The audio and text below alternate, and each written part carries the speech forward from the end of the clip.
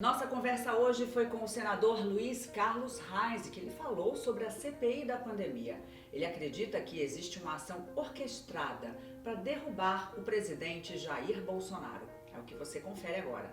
Começando aqui essa conversa sobre a CPI da pandemia, sobre melhorias também no sul do Brasil, tudo isso vindo pelo senador Luiz Carlos Reis, né, senador? Vamos começar falando então da CPI, bastante movimentada aí, várias semanas de CPI, que já vem com algumas conclusões. O senhor poderia adiantar para a gente?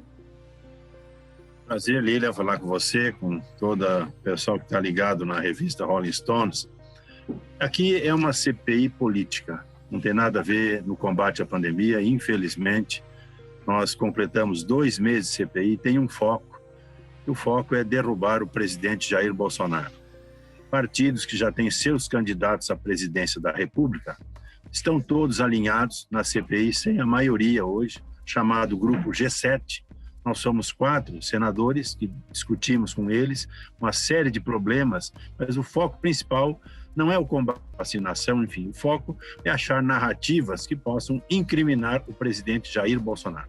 Esse é o primeiro ponto mais importante e que a gente tem debatido veementemente, colocando posições nossas e posições do mundo inteiro sobre tratamentos, sobre vacinas, sobre as posições que o governo tem adotado, como enfrentou a pandemia no ano passado, liberou recursos para a saúde que nunca antes na história do país foram liberados para estados e municípios que malversaram dinheiro público. Infelizmente, isso a CPI não quer olhar, né? Persiste de não investigar governadores que já estão indiciados pela Polícia Federal, prefeitos que já estão indiciados pela Polícia Federal. Isso, infelizmente, a CPI nega esse fato e começa a mesma retórica de sempre. No caso de Manaus, por exemplo, senador, o governo federal afirma que foram repassados recursos, já a Secretaria de Estado da Saúde afirma que não recebeu do governo federal. Como é que fica a população nesse jogo? Só para você ter uma ideia, foram repassados quase 2,7 bilhões de reais para o estado do Amazonas, prefeitos e o governo do estado. No final do ano passado, em 31 de dezembro, tinha um saldo de mais de 800 milhões na conta dos fundos estaduais e municipais de saúde. Tinha sobra de dinheiro.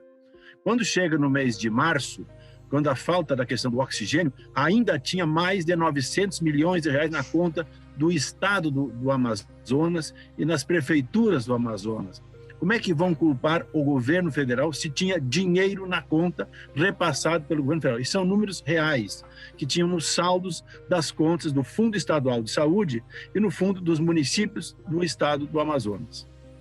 E agora essa retórica não tem fundamento, porque tinha dinheiro. Então, como é que vai responsabilizar o ministro Pazuello ou o próprio presidente Bolsonaro se o Estado tinha dinheiro, se os municípios tinham dinheiro, e especificamente o caso de Manaus, aconteceu em Manaus, que é a capital do estado, tinha muito dinheiro no Fundo Municipal de Saúde de Manaus também.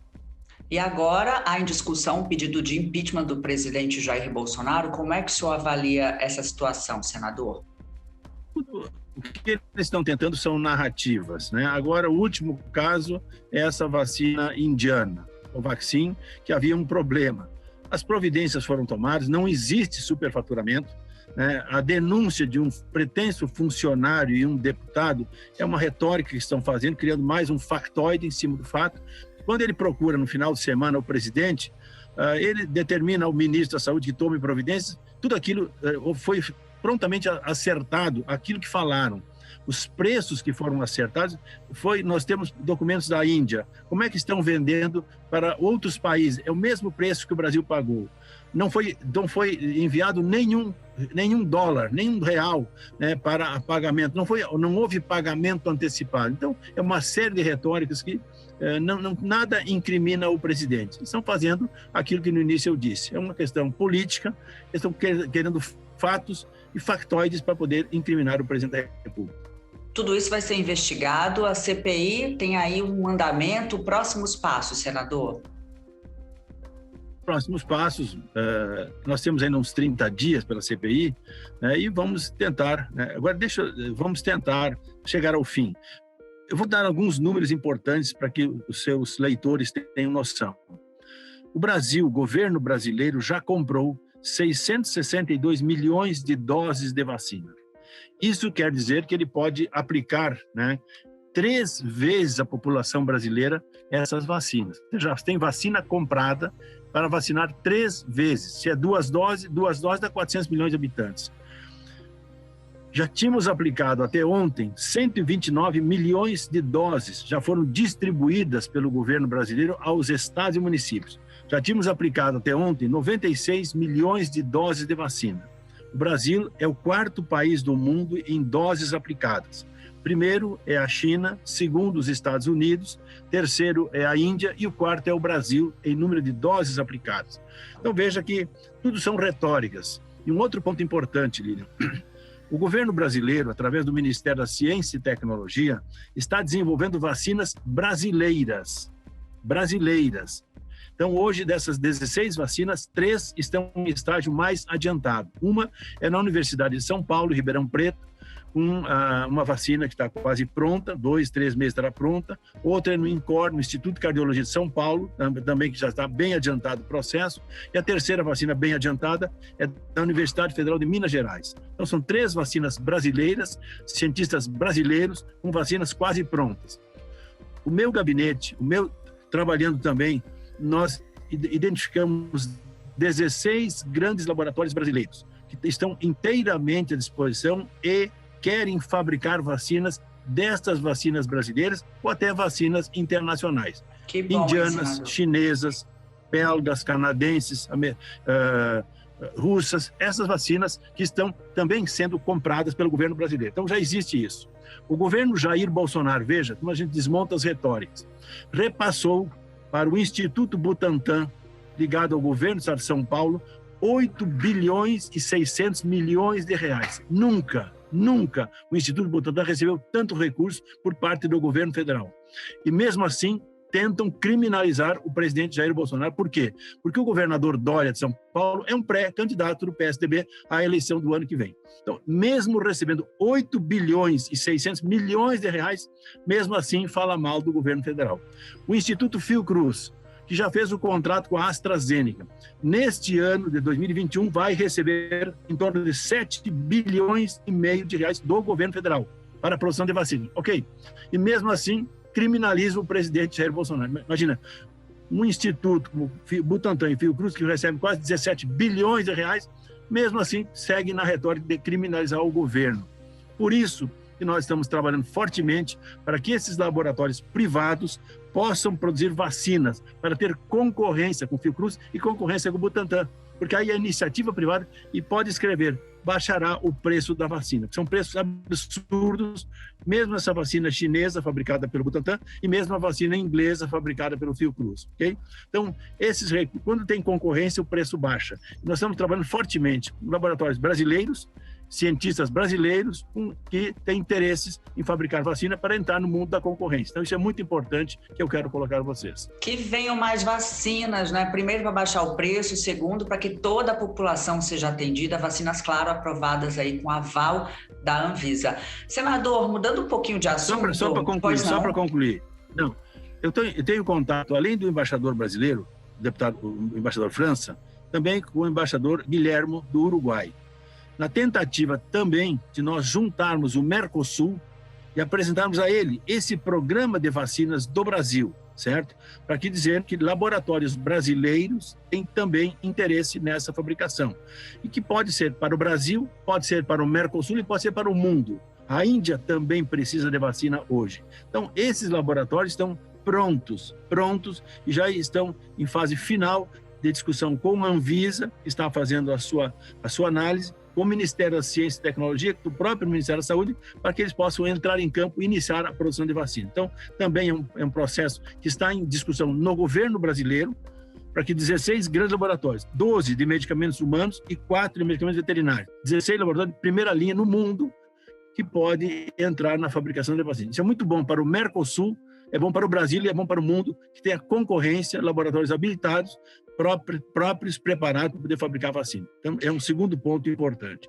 E para arrematar, uma questão que eu quero colocar a você. Existe uma discussão muito forte hoje com relação ao chamado tratamento preventivo, tratamento precoce. Isso é uma guerra, iniciou-se com cloroquina, ivermectina, azitromicina, anita, que é um medicamento brasileiro, vitaminas, enfim. Hoje são 16, 17 medicamentos reposicionados. E a grande guerra que nós temos enfrentado, que tentam desmoralizar este tratamento, hoje tem médicos argentinos, chilenos, italianos, americanos, num grupo de médicos que estão tratando conosco, como nós advogamos esse tratamento, se criou um instituto, uma ONG chamada Hipócrates, que são através de médicos chilenos e italianos, e nós estamos juntos mostrando o testemunho do Brasil deste tratamento, assertiva desse tratamento, que eles discutem no mundo, nos Estados Unidos, no Chile, qualquer país hoje tem discussões. Na própria Argentina, né, já tem trabalho com ivermectina, que o pessoal questiona as posições da OMS com relação a isso aí. E eu o inimigo tem que ser também, um só, né? Tem que ser o vírus. Quando entra a politização, a politicagem, acaba ficando realmente... A vida das pessoas acaba pagando, né? Lilian, eu estou em contato com o Senado norte-americano. Amanhã, quarta-feira, tem uma reunião com uma senadora que está liderando um grupo de senadores sobre o caso Fauci, que aquilo tem a ver com o que nós estamos falando nesse instante aqui. Então, também estou ligado nisso, porque aquilo é importante. Aquilo muda os destinos do mundo em cima dos e-mails que eles estão investigando das trocas que Fauci fazia com Yuan na China. É um caso muito grave e que botou hoje quase 4 milhões de vidas mortas em função de alguma coisa. Eu não sei qual é o interesse. Podemos imaginar qual é o interesse, mas é muito sério essa questão. E eu quero que o senhor traga para a gente aqui em primeira mão assim que tiver as primeiras conclusões dessa situação, tá bom, senador? Tá certo. Olha, para a gente encerrar, eu queria falar um pouquinho de um setor que, diante da pandemia, diante de toda a crise sanitária que o país enfrentou, continuou crescendo, que é o agronegócio. Queria que o senhor falasse um pouquinho da sua atuação no agronegócio. Temos aí a hidrovia do Mercosul, que vai auxiliar muito, né, essas relações Brasil, Argentina e nossos vizinhos. Como é que está o andamento, senador? Em março do ano passado, eu tenho ligações, porque sou arrozeiro. Os arrozeiros uruguaios me convidaram para estar em Bela União, né, na abertura da colheita do arroz, na semana antes do início da pandemia.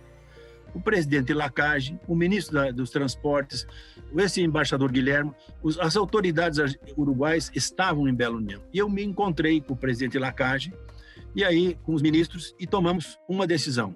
Uma hidrovia, a hidrovia do Rio Uruguai, né, que pega São Borja, fronteira oeste do Rio Grande do Sul, a província de Corrientes, na Argentina, e vai a Montevideo, Buenos Aires.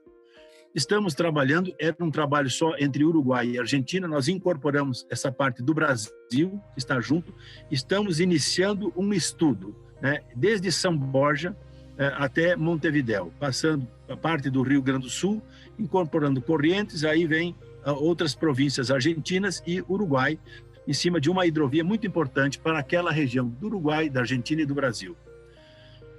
Além disso, foi colocado também essa hidrovia do Mercosul, que a gente chama também,